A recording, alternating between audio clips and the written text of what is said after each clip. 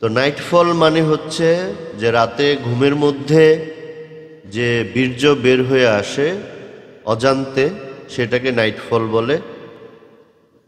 তো এই নাইটফল হলে কি হয়, আমাদের বডি থেকে বীর্য বের হয়ে আসে। তো বীর্য বের হয়ে আসলে কি হয়, বডিতে দুর্বলতা দেখা দেয়। তো এখন এটা কি আসলে স্বাভাবিক নাকি অস্বাভাবিক, এটা কি হওয়া ঠিক নাকি ঠিক না, তো এটা নিয়ে অনেকের মধ্যে অনেক দ্বিধাদ্বন্দ্ব থাকে। এখন আমাদেরকে যেটা বুঝতে হবে যে এই নাইটফলটা আসলে একটা স্বাভাবিক প্রক্রিয়া, যদি সেটা স্বাভাবিক মাত্রায় হয়। সব জিনিসেরই ভালো মন্দ আছে।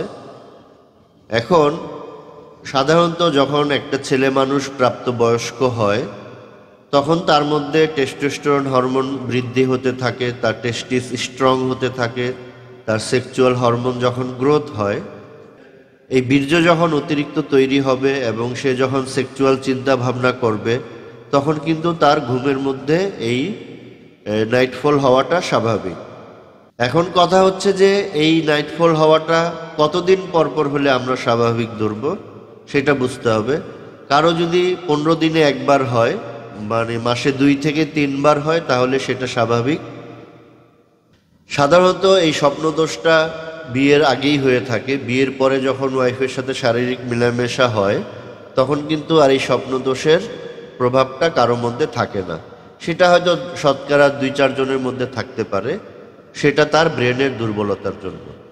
এখন কথা হচ্ছে যে এই স্বপ্নদোষটা কাদের বেশি হবে, যারা রাতের খাবারে উত্তেজক খাবার খাবেন, যেমন দুধ খাবেন বা খেজুর খাবেন, এবং ঘুমানোর আগে যদি আপনি এই সেক্সুয়াল ভিডিও দেখেন বা সেক্সুয়াল চিন্তাভাবনা বেশি করেন, বা আপনার শোয়ার পজিশন যদি ঠিক না থাকে, তাহলে কিন্তু আপনার স্বপ্নদোষ হতে পারে।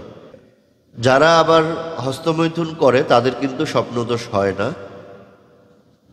তো এখন হস্তমৈথুনের কারণে হোক বা স্বপ্নদোষের কারণে হোক, যেভাবেই বীর্যটা বের হয়, এটা যদি সপ্তাহে সর্বোচ্চ একবার বের হয় তাহলে ঠিক আছে, কিন্তু যদি এর চেয়ে বেশি বের হয় তাহলে এটাকে রোগ হিসাবে ধরতে হবে। এখন অনেকে স্বপ্নদোষ হলে টেনশনে পড়ে যান যে আমার শক্তি অপচয় হচ্ছে।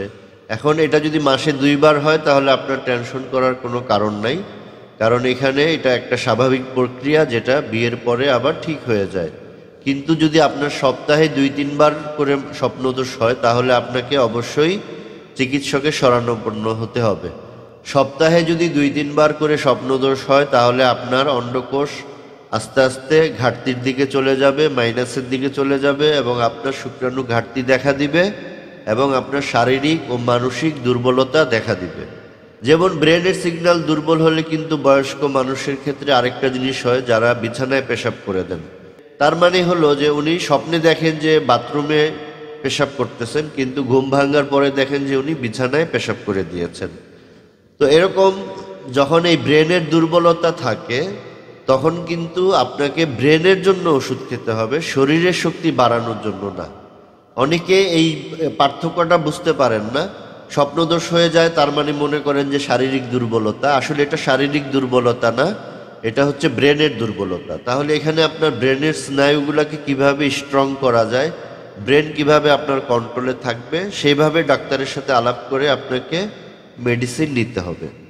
তাহলে ফাইনালি আমরা একটা কথা জানবো, সেটা হচ্ছে যে স্বপ্নদোষ হওয়ার কারণ হচ্ছে মূলত ব্রেনের দুর্বলতা।